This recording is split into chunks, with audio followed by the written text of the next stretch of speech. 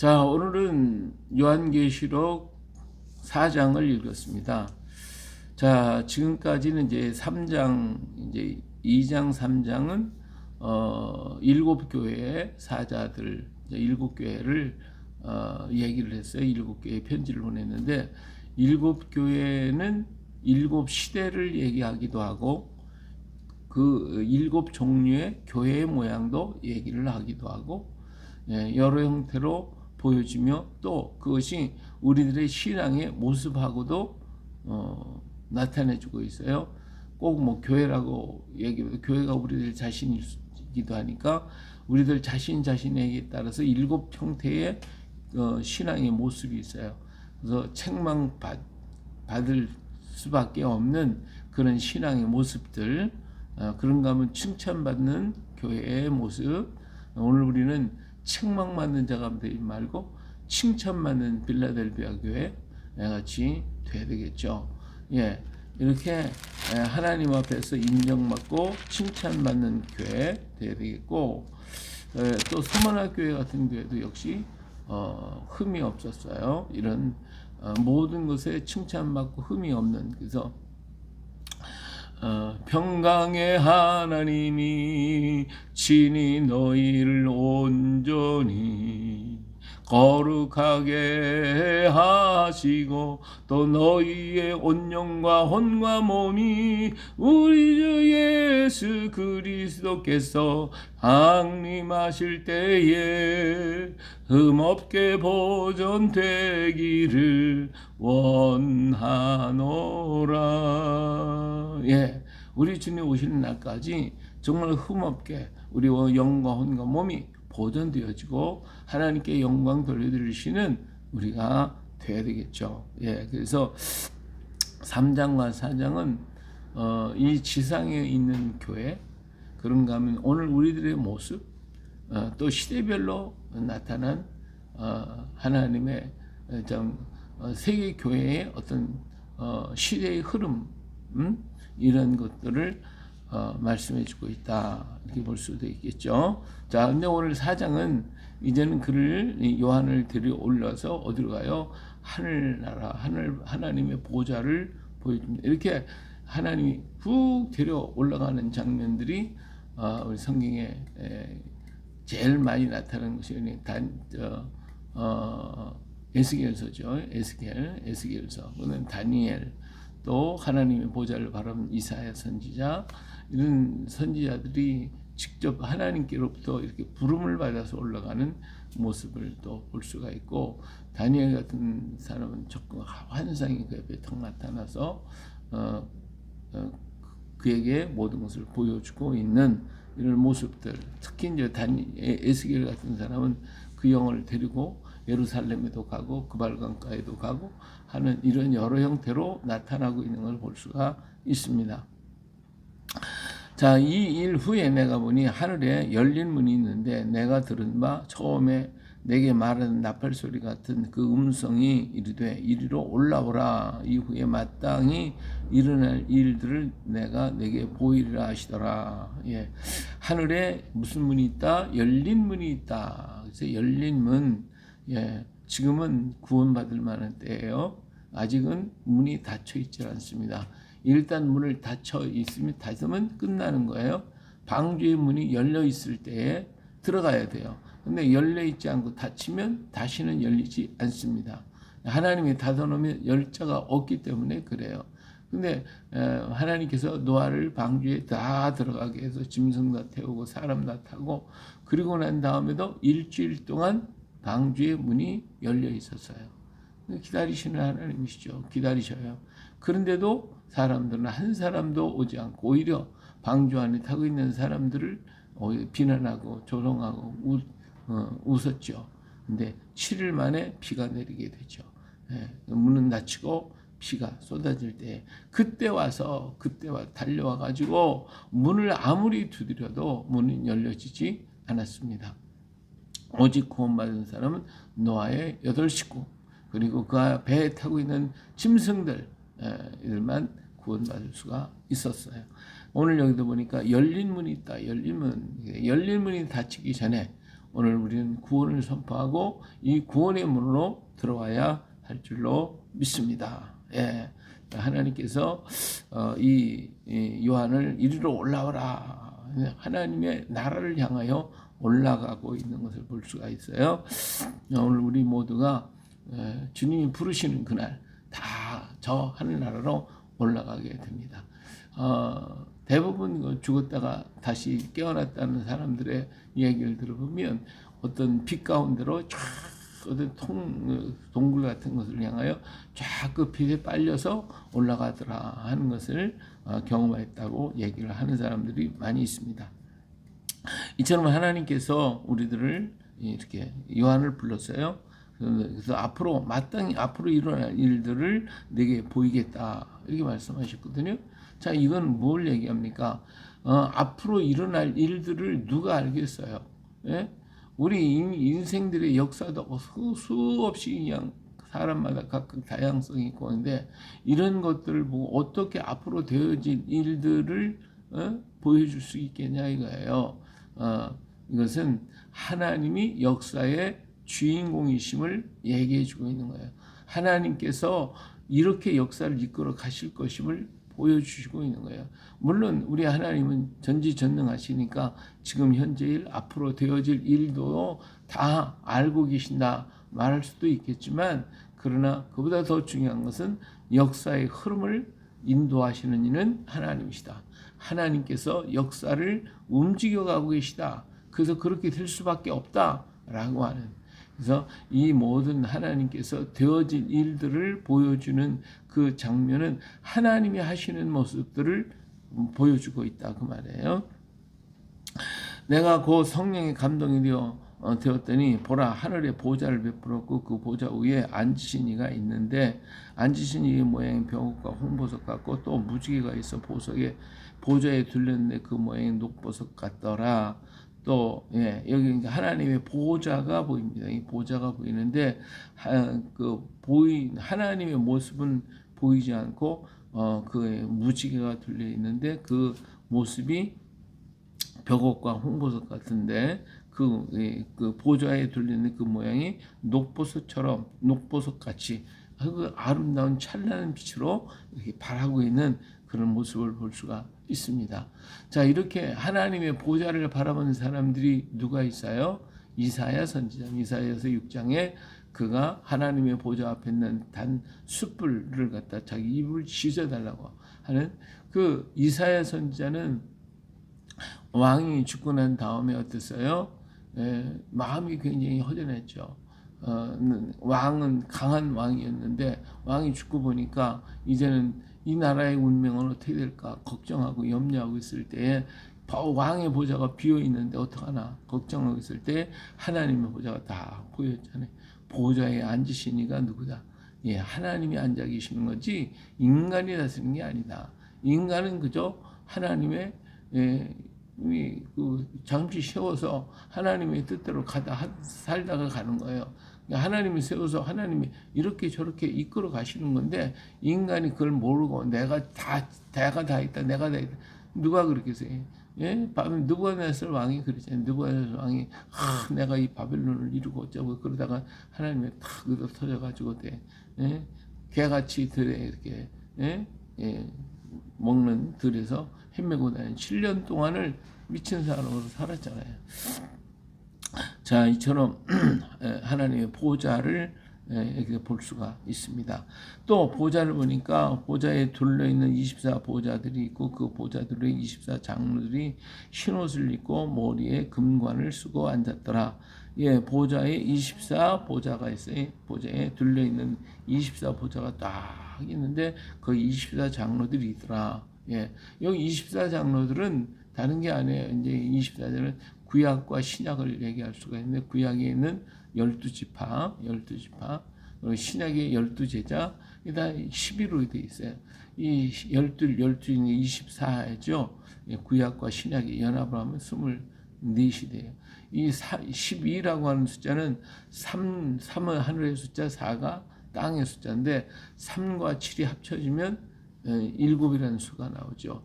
이 7이라고 하는 수는 지금 하나님과 인간이 함께하는 숫자예요. 함께하는 숫자. 그래서 우리 인간은 이 7의 숫자와 같아요. 그런데 그렇기 때문에 이 3과 4는 분리될 수가 있어요. 분리될 수 있어요. 우리 몸도 7의 숫자예요. 그래서 이게 분리되면 죽는 거예요. 분리돼. 3과 4가 하늘의 것과 땅의 것으로. 그래서 우리 영은 하나님께로 가고 우리 몸은 육신은 땅으로 가는 것이죠. 그래서 분리되면 죽는 거예요. 그런데 3과 4가 결합을 해보면, 다시 말하면 곱셈을 하게 되면 12가 돼요. 3, 4, 12. 이건 엮어진 숫자이기 때문에 이게 분리가 안 돼요. 그래서 이건 부활의 수다. 하늘의 수요, 영적인 수가 바로 12라는 숫자입니다. 그래서 여기 12, 구약의 12, 신약의 12, 12지파, 24 장로가 하나님의 보좌에 쫙 둘러 있어서 구약과 신약을 나타내주고 있습니다. 자, 그 다음에 보좌로부터 번개와 음성과 우레소리가 나고 보좌 앞에 큰 등불 7이 있으니 이는 하나님의 7 영이라. 예, 하나님의 7 영. 그러니까 여기 앞에도 보니까 7 촛대 7 영을 가지시니가. 그래서 하나님의 영의 권세가 이렇게 나타나 있는 것을 볼 수가 있죠. 자, 이것이 바로 하나님의 보좌의 모습이에요. 자, 보좌 앞에 수정과 같은 유리 바다가 있고 보좌 가운데 주의 보좌 가운데와 보좌 주위에 네 생물이 있는데 앞뒤의 눈들이 가득하더라. 자, 그 첫째 생물은 사자 같고 둘째 생물은 송아지 같고 셋째 생물은 얼굴이 사람 같고 넷째 생물은 날아가는 독수리 같은데 이 네 생물은 각각 6날개를 가졌고 그 안과 주위에는 눈들이 가득하더라. 그들이 밤낮 쉬지 않고 이르기를 거룩하다 거룩하다 거룩하다 주 하나님 곧 전능하신 이여 전에도 계시고 이제도 계시고 장차 오실이라 했어요. 자, 여기에서 네 생물이 있는데 이 생물들이 정말 눈이 있어서 모든 세상을 다 보고 있다라고 하는 의미가 되겠죠. 자, 여기에서 지금 요한이 바라보고 있는 하나님의 보좌의 그 모습들, 하나님의 보좌가 있고 24장로가 양쪽으로 늘어져 있고 앞에 유리바다가 있고 그 주변에 네 생물이 나타나 있는 모습들, 이런 모습들이 전체가 다 하나님의 보좌의 모습이에요. 보좌 모습인데 에스겔이가 1장과 2장, 3장에 이르기까지 본 보좌가 바로 이런 보좌예요. 하나님의 보좌인데 요한계시록에서는 이 보좌가 세세하게 다 분리돼서 얘기를 해주고 있고 에스겔서에서는 이 통째로 하나님의 보좌가 움직이는 장면을 얘기하고 있는 거예요. 근데 좀 비슷한 것도 있고 좀 색다르게 보여지지만 여기 요한이 보고 있는 보좌는 고정되어 있는 거예요. 이렇게 앉아 있는 그 보좌. 또 이사야 선지자가 본 보좌도 역시 가만히 있는 앉아 계신 보좌예요. 근데 에스겔이 본 보좌는 움직이는 보좌예요. 이 전체가 다 움직이고 있어요. 이사를 가는 거예요. 예루살렘 성전에서부터 이사를 하는 거죠. 떠나서 어디로 바빌론으로 가서 바빌론 포로들 가운데 함께 계시겠다고 약속하시면서 떠나가는 그 보좌의 모습을 에스겔이가 본 거예요. 그래서 보좌의 형태가 여기 다르지만은 그러나 한 가지의 모습이다 하는 걸 알 수가 있죠. 오늘도 우리 하나님은 우리와 늘 함께 동행하시고 계시다는 거 우리는 결코 잊어서는 아니 될 것입니다. 우리 하나님께서 7 촛대를 사이를 운행하시면서 에베소 교회가 첫사랑을 잃어버렸으니까 촛대를 옮겨버리겠다 이렇게 말씀하시는데 이것은 하나님의 보좌가 떠나는 거예요. 자, 에덴 동산에서도 아담과 하와가 하나님 말씀대로 살 때 에덴에서는 하나님과 만물과 하나님 창조하신 인간이 함께 어우러져서 아름답게 살았어요. 그런데 인간이 하나님을 범죄해버리고 말씀을 떠나고 보니까 하나님이 떠나더라고요. 하나님이 떠나시니까 어떻게 돼요? 인간은 죽음이 찾아왔고 삭막한 땅이 되어버리고 말잖아요. 그러니까 하나님이 떠나면 그 땅은 죽음의 땅이. 예루살렘 성전에 계셨던 하나님의 보좌가 떠나고 나니까 예루살렘은 초토화가 되었고 완전히 망한 그런 땅, 황무지가 되어버리고 마는 것을 볼 수가 있습니다. 이처럼 하나님의 보좌가 움직이는 보좌가 있고 그 자리에 머물러 있는 보좌가 있는데 이사야가 본 보좌는 고정되어 있는 보좌, 또 요한이 본 보좌도 역시 고정되어 있는 보좌, 그 보좌에 모습을 하고 있습니다. 여기 네 생물이 있었다고 그랬어요. 그 생물의 모습은 사자 같고 송아지 같고 사람 같고 독수리 같다 그랬어요. 자, 오늘 이것은 예수 그리스도의 형상을 나타내고 있어요. 예수님의 그 모양, 그 사복음서가 마태복음은 사자복음이라고 그러고 요한복음, 마가복음은 송아지복음, 그리고 누가복음 인자복음, 사람복음, 그리고 요한복음 독수리복음이라고 그러죠. 이것은 바로 예수님의 네 형태의 모습을 얘기하고 있어요. 마태복음은 사자, 왕의 복음이고요. 그 다음에 마가복음, 송아지복음, 종의 복음, 종으로 오셔서 하나님의 아들이시지만 1장 1절에 하나님의 아들 예수 그리스도 복음의 시작이라고 해서 하나님의 아들임에도 불구하고 종처럼 처음부터 끝까지 일하시다가 결국 십자가에서 죽으시는 장면이 나타나는 게 마가복음에서 종과 같은 송아지 복음이라고 얘기를 하죠. 그 다음에 누가복음은 인자복음, 인간 사람 복음이라고 그러는데 사람의 형태를 나타내기 때문에 예수님께서는 배가 고프시기도 하고 피곤하시기도 하고 눕기도 하고 주무시기도 하고 이런 여러 형태로 나타나서 인간으로 오신 예수 그리스도를 나타내는 게 사복음, 누가복음서죠. 그래서 사람복음, 그 다음에 요한복음은 하늘 향하여 올라 나는 누구다, 나는 빛이다, 나는 생명이다, 나는 선한 목자다 하면서 나는이라고 하는 거 전부 얘기하고 있어요. 그렇게 얘기를 하면서 예수 그리스도를 이런 분이시다는 걸 표현을 하면서 결론은 뭐냐? 믿어라 그거죠. 믿는 자에게 영생이 있다. 그래서 하나님을 향하여 쫙 올라가는 그 영적인 능력을 나타낸 것이 바로 요한복음 독수리 복음입니다. 독수리는 태양을 바라보고 올라갈 수가 있죠. 그래서 이 영적인 복음이라 그렇게 말하고 있는 거예요. 그래서 보좌 앞에 있는 네 생물들은 예수 그리스도의 모습으로 보여주고 있음을 알 수가 있습니다. 자, 이 모든 이 안에 있는 24장로 그 생물의 모습, 이런 모든 것들이 날면서 그 하나님의 보좌의 주변을 돌면서 하는 것이 있어요. 쉬지 않고 그들은 거룩하다, 거룩하다, 거룩하다.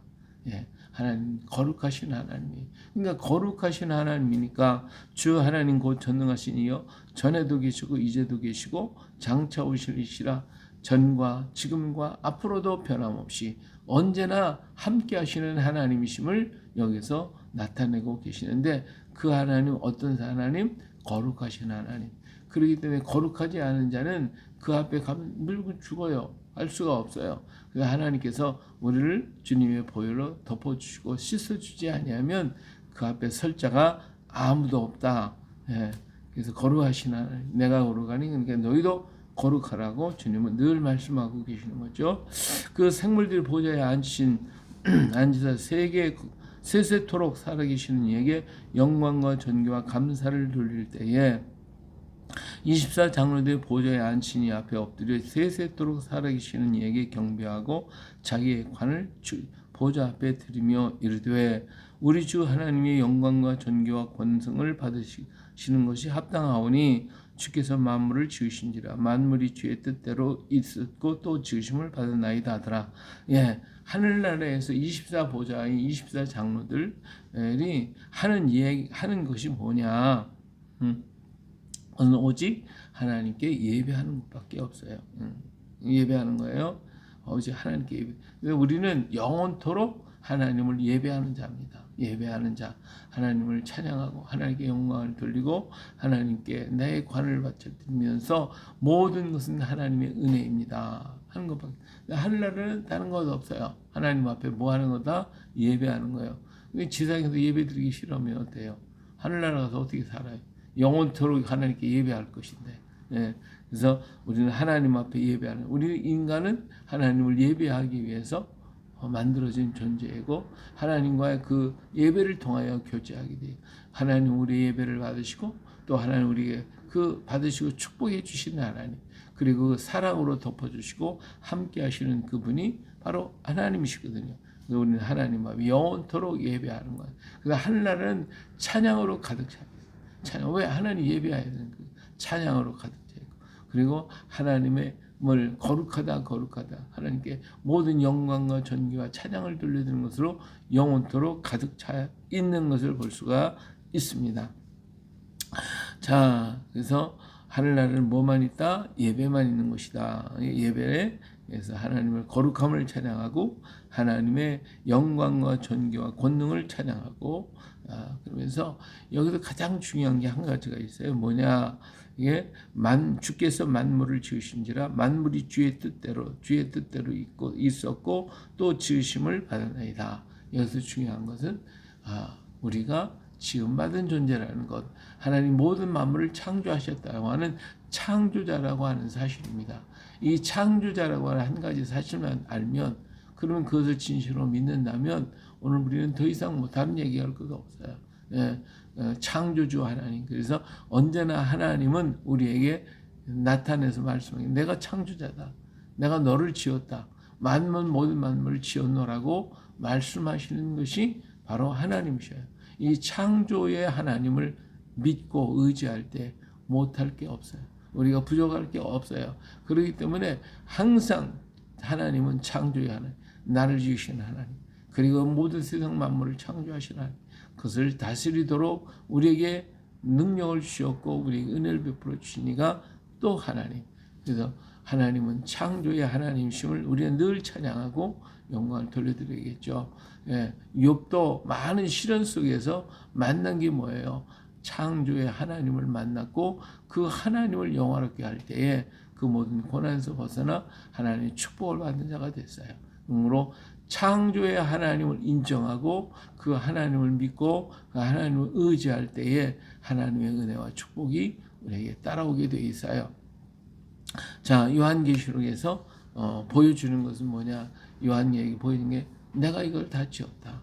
이 모든 세계가 다 나의 것이고 내가 이 일을 주장하고 내가 역사의 주인공이고 내가 지었으니까 내가 관리하고 내가 모든 것을 다스리고 내가 운행하고 있다고 하는 것을 보여주신 거예요. 그걸 인정하고 그걸 깨달을 때에 오늘 우리 하나님의 역사를 받아들이게 되고 영접하고 믿음을 갖게 되는 거예요. 우리 하나님은 과거에도 지금도 현재 앞으로도 영원토록 변함없이 항상 우리와 함께 계실 하나님, 그 하나님 거룩하신 하나님, 그 하나님은 앞으로 장차 오실니, 이제도 계셨고 전에도 계셨고 이제도 계시고 앞으로는 장차 오실 이, 그래서 그분이 그 우리 하나님의 아름다운 보좌가 있는 그 나라로 우리를 인도해 가실니, 그분이 바로 우리 주 예수 그리스도십니다.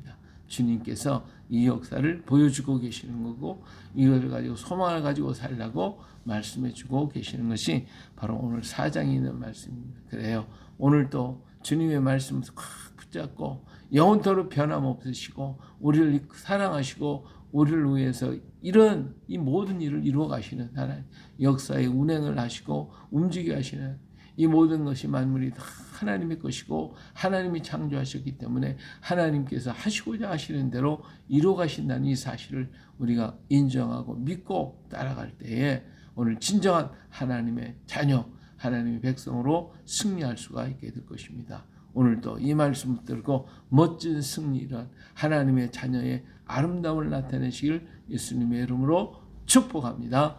할렐루야.